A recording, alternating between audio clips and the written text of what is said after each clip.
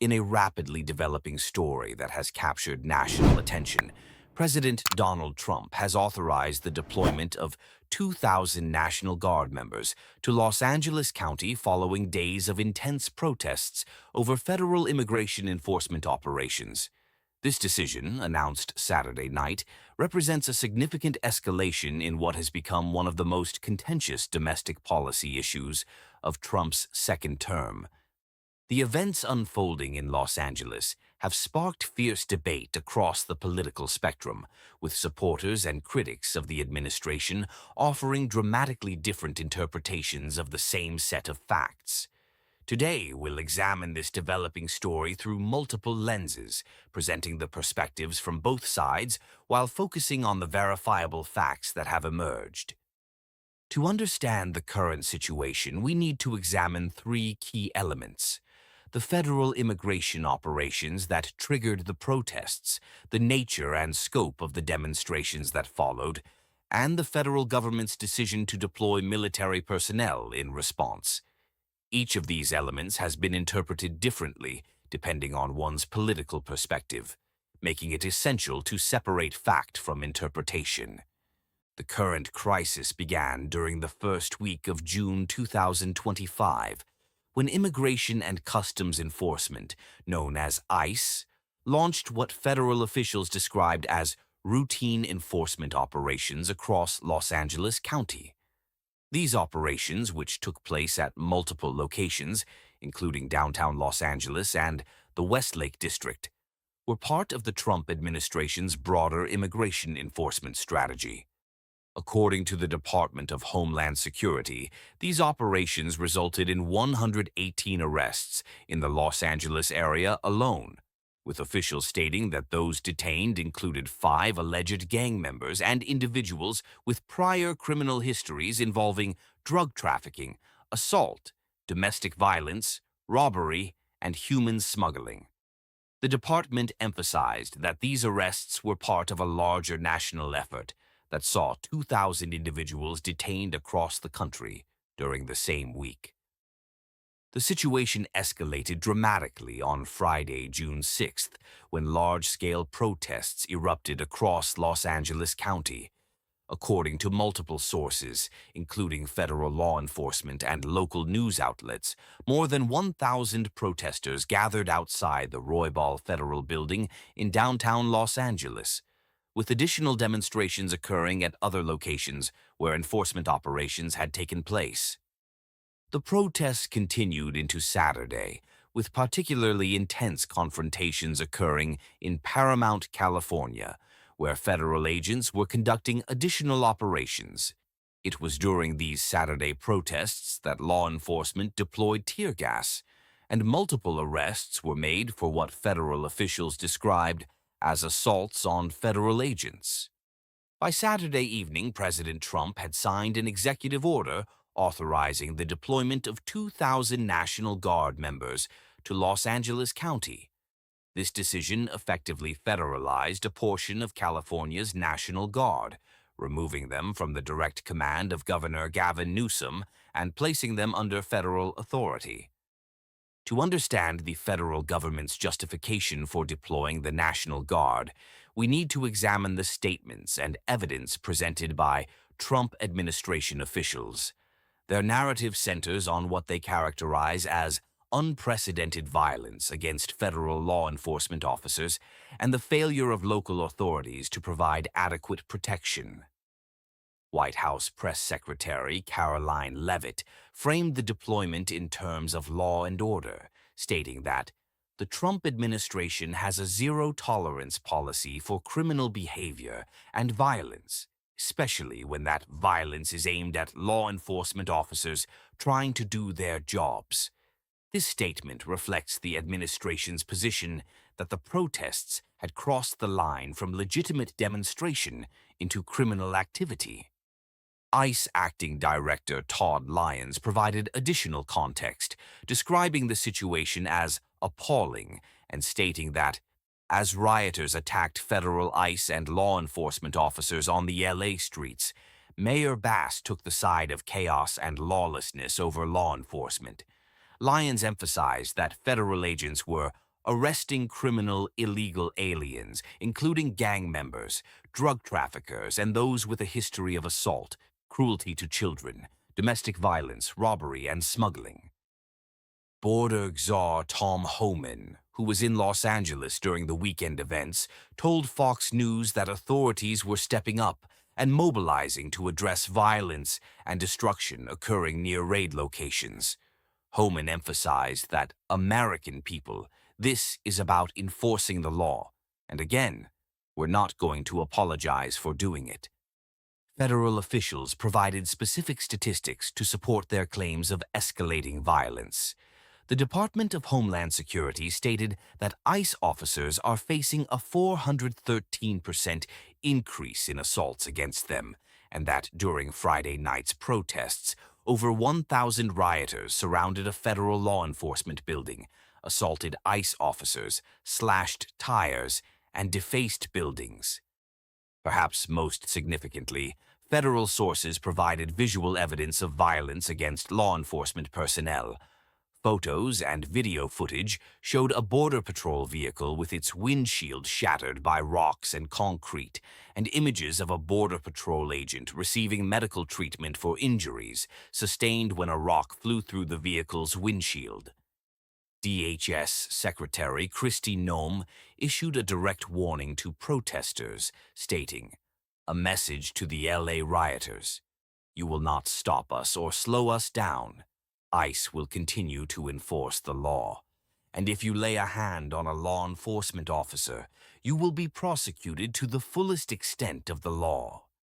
Vice President J.D. Vance characterized the protesters as insurrectionists, writing on social media that insurrectionists carrying foreign flags are attacking immigration enforcement officers, while one half of America's political leadership has decided that border enforcement is evil.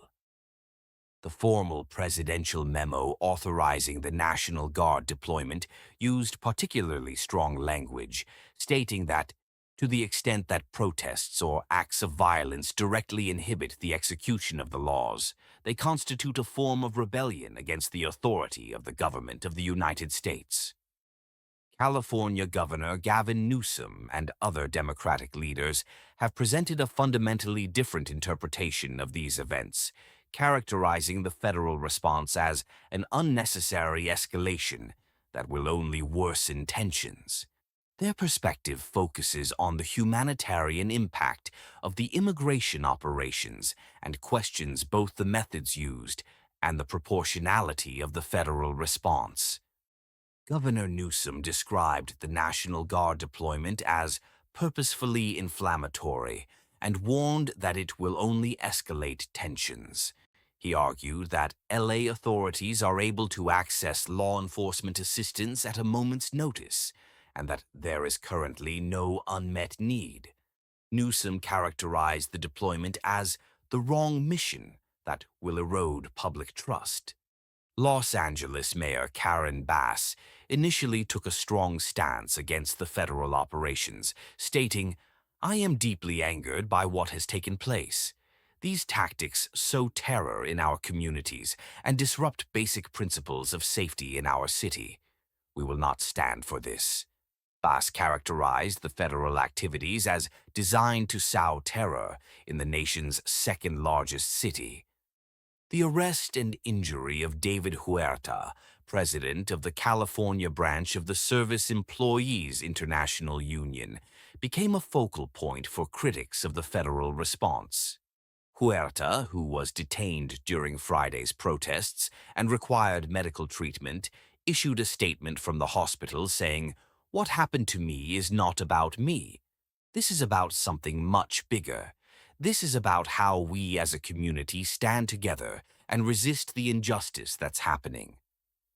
Tia Orr, executive director of SEIU California, called for an end to the cruel, destructive, and indiscriminate ICE raids that are tearing apart our communities, disrupting our economy, and hurting all working people.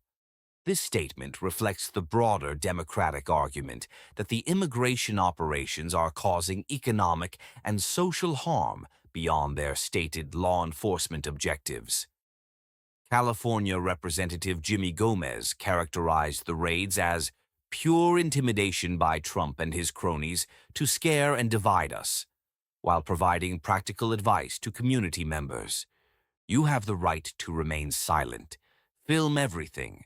Don't sign anything without a lawyer. Don't open the door without a signed warrant. From this perspective, the protests are characterized not as violent riots, but as community members defending their neighbors and families. Critics argue that the federal operations targeted not just individuals with criminal backgrounds, but also law-abiding community members who contribute to the local economy and society. Democratic leaders have also criticized what they see as inflammatory rhetoric from federal officials.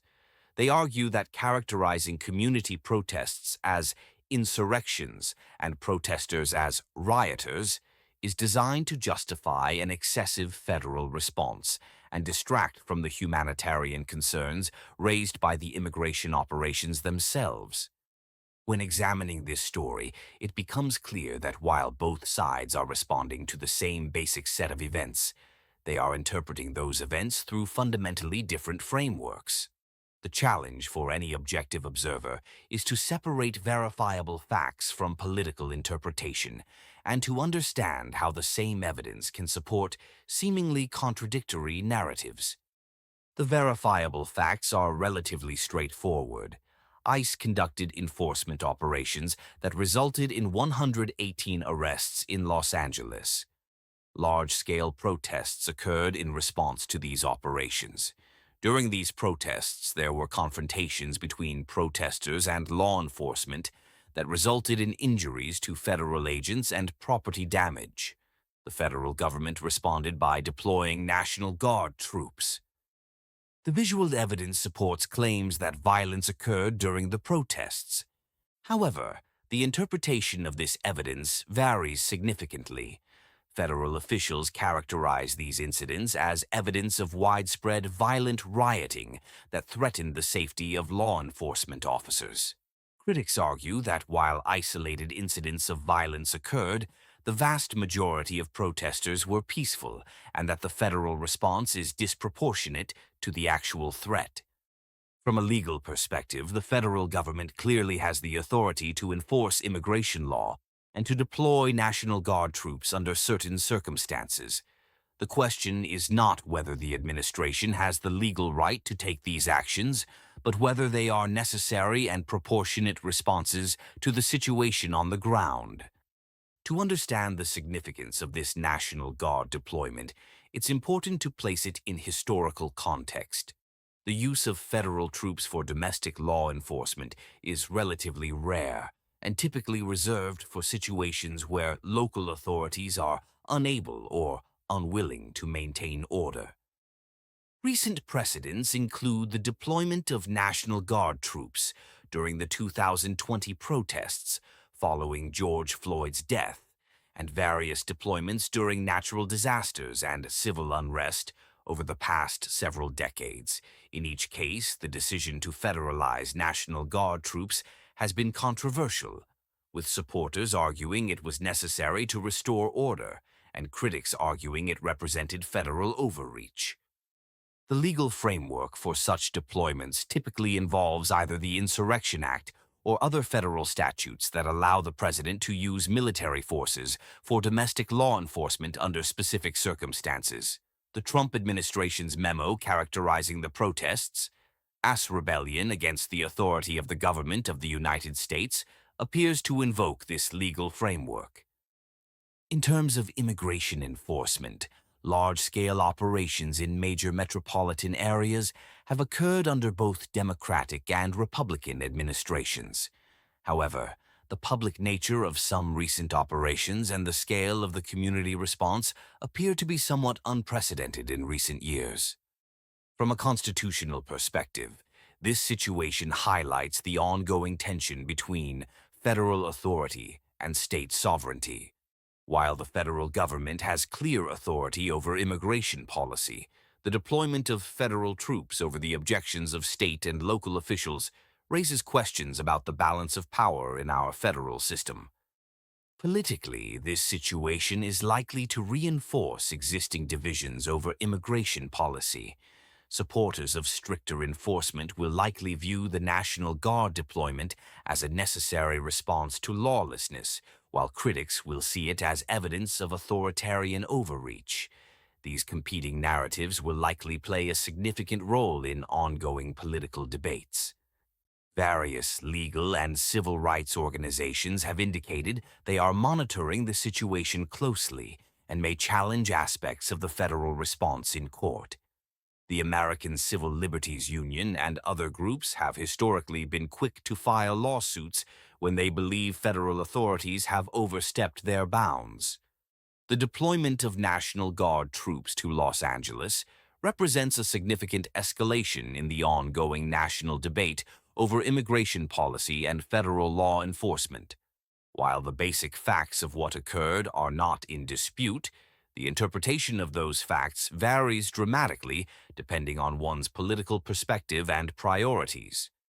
For those who prioritize law and order and support stricter immigration enforcement, the federal response appears justified by the violence against law enforcement officers and the failure of local authorities to provide adequate protection.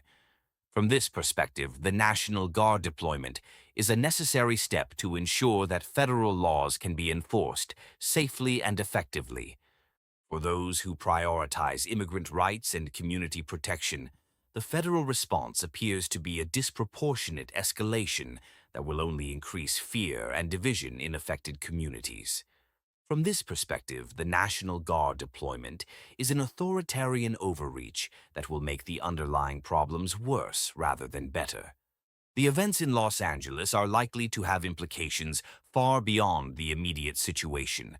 They will influence how immigration policy is debated and implemented across the country, how federal and state authorities interact on contentious issues, and how communities respond to federal law enforcement activities.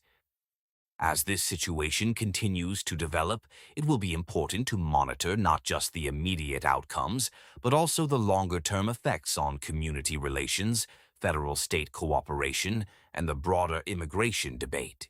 The decisions made in the coming days and weeks will likely set precedents that will influence American policy and politics for years to come. We will continue to follow this developing story and provide updates as new information becomes available.